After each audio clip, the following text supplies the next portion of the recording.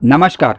नक्षत्र दुनिया चैनल में आप सभी का हार्दिक स्वागत है। मित्रों, आज हम अष्टम भाव से संबंधित कुछ महत्वपूर्ण ज्योतिषी सूत्रों पर विचार करने वाले हैं। कल के वीडियो में हमने अष्टम भाव और अष्टमेश से संबंधित ज्योतिषी सूत्रों पर विचार किया था।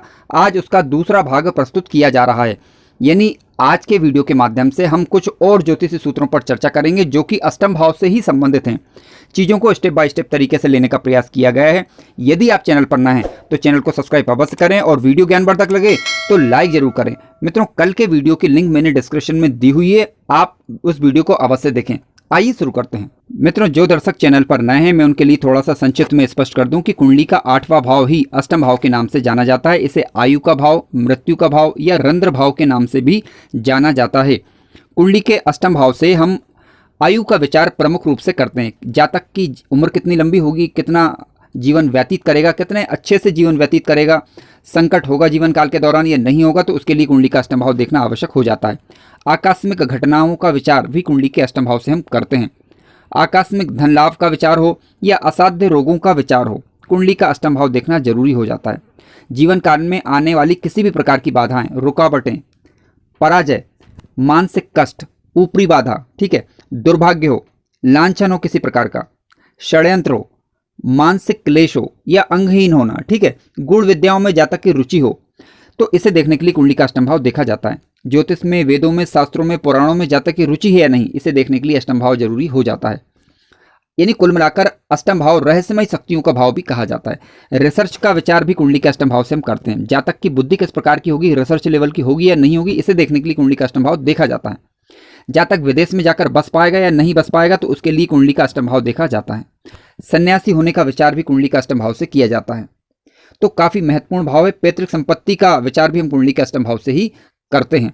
मित्रों, आज का अष्टम भाव से संबंधित पहला ज्योतिषी सूत्र इस प्रकार से है।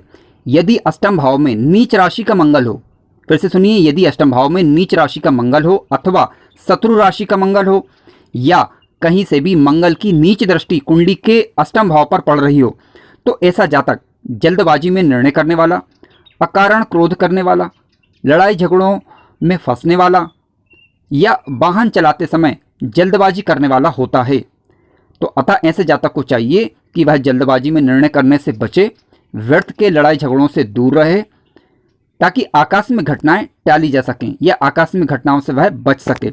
उदाहरण स्वरूप मैंने कुंडली के अष्टम भाव में 4 नंबर का राशि का अंक लिख दिया है। आपकी किसी भी लग्न की यहाँ पर आप कुंडली हो सकती है, ठीक है। मंगल ग्रह यदि अष्टम भाव पर बैठ जाए या कहीं से भी मंगल की नीच दृष्टि कुंडली के अष्टम भाव पर पड़े, तो जातक को व्यर्थ के लड़ाई झगड़ों से बचना चाहिए। वाहन चलाते वक्त सावधानी बरतनी चाहिए, क्योंकि मंगल यहाँ पर बैठकर जातक को जल्दबाजी देने का प्रयास यानी कुल मिलाकर करता है, जिसके कारण जातक अपने विवेक का प्रयोग नहीं कर पाता या किसी दूसरे की बातें नहीं सुनता या नहीं मानता, ठीक है।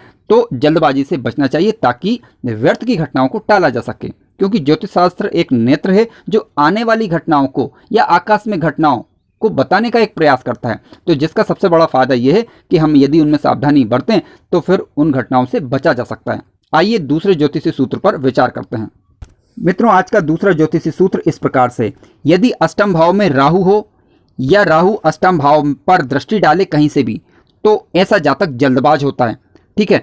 तो ऐसे जातक को जल्दबाजी से बचना चाहिए, अन्यथा अनचाही घटनाएं घटना, मान प्रतिष्ठा में हानि का ये कारण बन सकता है। उदाहरण स्वरूप मैंने यहाँ पर राहु को कुंडली के अष्टम भाव में लिख दिया है। अब चाहे राहु यहाँ पर बैठे हों या फिर कुंडली के द्वादश भाव में बैठकर बैठे हों, तो वह अपनी 9वीं दृष्टि से अष्टम भाव को देख सकते हैं। इसके अलावा यदि धन भाव में बैठे हों तो अपनी 7वीं दृष्टि से राहु अष्टम भाव को देख सकते हैं। यदि राहु मान लीजिए चतुर्थ भाव में बैठे हों तो अपनी 5वीं दृष्टि से कुंडली के अष्टम भाव को देख सकते हैं। ध्यान रखें कि अष्टम भाव पर राहु की दृष्टि या राहु स्वयं बैठा हो ठीक नहीं कहा जा सकता, लेकिन फिर भी कुछ कंडीशंस बनती हैं, जैसे कि राहु की नीच दृष्टि कम से कम नहीं होना चाहिए इस भाव पर। इसके अलावा मान लीजिए कि अष्टम भाव में राहु की दृष्टि है या उपस्थिति है और कोई गुरु ग्रह बैठ जाए या फिर किसी शुभ ग्रह की दृष्टि पड़ जाए, तो बुरे प्रभावों में फिर कमी देखने को मिलती है। आइए तीसरे सूत्र पर विचार करते हैं। मित्रों, आज का तीसरा ज्योतिषी सूत्र इस प्रकार से है, यदि कुंडली के अष्टम भाव में शुक्र नीच राशि के हों और राहु भी साथ में बैठ जाएं, तो यह युति जातक को बुरे मार्ग की ओर ले जा सकती है, चारित्रिक पतन का कारण बन सकती है, जातक बुरे मार्गों की तरफ अग्रसित हो सकता है। उदाहरण स्वरूप मैंने कुंडली के अष्टम भाव में 6 नंबर का राशि का अंक लिखा है, ठीक है, और यहाँ पर शुक्र को लिखा है। यहाँ पर किसी भी लग्न की आपकी आप कुंडली हो सकती है। देखिए शुक्र जो है वो कन्या राशि में नीच राशि के माने जाते हैं। इसके अलावा राहु ग्रह को यहाँ पर मैंने बिठा दिया है। हालांकि राहु कन्या राशि को अपनी स्वयं की राशि यहाँ पर मानता है, ठीक है। तो राहु यदि स्वयं की राशि में बैठे हो तो ज़्यादा बुरे प्रभाव नहीं मिलते, हालांकि क्योंकि स्वयं की राशि मानता है राहु कन्या राशि को। परंतु शुक्र और राहु की जो युति बन रही है ये ठीक नहीं कही जा सकती। क्यों? क्योंकि ये लंपट योग का निर्माण करेगी। ऐसी परिस्थिति में ये अपना असर दिखा सकती है। तो अतः जातक को चाहिए कि बुरे मार्गों का अनुसरण ना करे, तभी इस युति से के बुरे प्रभाव से बचा जा सकता है। मित्रों, आज का चौथा ज्योतिषीय सूत्र इस प्रकार से है। यदि कुंडली के अष्टम भाव में नीच राशि का चंद्रमा हो या शत्रु राशि का चंद्रमा हो या चंद्रमा पीड़ित हो तो ऐसी अवस्था में जातक को जल से भय बना रहता है। अतः सावधान रहने की यहाँ पर थोड़ी सी आवश्यकता रहती है। उदाहरण स्वरूप मैंने यहाँ पर कुंडली के अष्टम भाव में 8 नंबर का राशि का अंक लिखा है, यानी वृश्चिक राशि होगी, ठीक है। और वृश्चिक राशि में चंद्रमा नीच राशि के माने जाते हैं। अब हमें यह भी देखना होगा कि मान लीजिए चंद्रमा नीच राशि के हो ही गए हैं, तो हमें यह भी देखना होगा कि किसी शुभ ग्रह की दृष्टि चंद्रमा पर है या नहीं। जैसे गुरु यहाँ पर स्वयं बैठे हों या गुरु की कहीं से भी दृष्टि इस चंद्रमा पर पड़ रही है क्या, या फिर चंद्रमा के तात्कालिक मित्र ग्रहों की दृष्टि कुंडली के अष्टम भाव पर पड़ रही है क्या, या फिर चंद्रमा का नीच भंग हो रहा है या नहीं। इन बातों पर भी हमें विचार करना होगा, ठीक है। परंतु फिर भी मान लीजिए कि चंद्रमा का नीच भंग नहीं हो रहा हो, अशुभ ग्रहों से युत हो, तो ऐसी परिस्थिति में आप प्रतिदिन ओम का गुंजन करें, ओम नमः शिवाय का जप करें, ठीक है। तो इससे चंद्रमा के बुरे प्रभाव में कमी आ जाती है और ज़्यादातर बुरे प्रभाव फिर देखने को नहीं मिलते। मित्रों, आज का पांचवा ज्योतिषीय सूत्र इस प्रकार से है। यदि अष्टम भाव में सूर्य और बुध एक साथ हो, दोनों में से कोई ग्रह नीच राशि का ना हो, लग्नेश और गुरु भी बलवान हो, तो ऐसा जातक एक अच्छा शोधार्थी होता है। फिर से सुनिए, यदि अष्टम भाव में सूर्य और बुध एक साथ हो, दोनों में से कोई भी ग्रह नीच राशि का ना हो, लग्नेश और गुरु भी बलवान हो, तो ऐसा जातक एक अच्छा शोधार्थी होता है। उदाहरण के माध्यम से इसे सरल तरीके से समझने का प्रयास करते हैं। देखिए, अष्टम भाव में मैंने सूर्य और बुध को एक साथ लिख दिया है। यहाँ पर आप किसी भी लग्न की आपकी कुंडली हो सकती है। तो आप देख लीजिए, अष्टम भाव में सूर्य और बुध एक साथ है, तो इसका मतलब ये है कि जातक एक अच्छा शोधार्थी हो सकता है, यानी रिसर्च के क्षेत्र में जातक आगे बढ़ सकता है।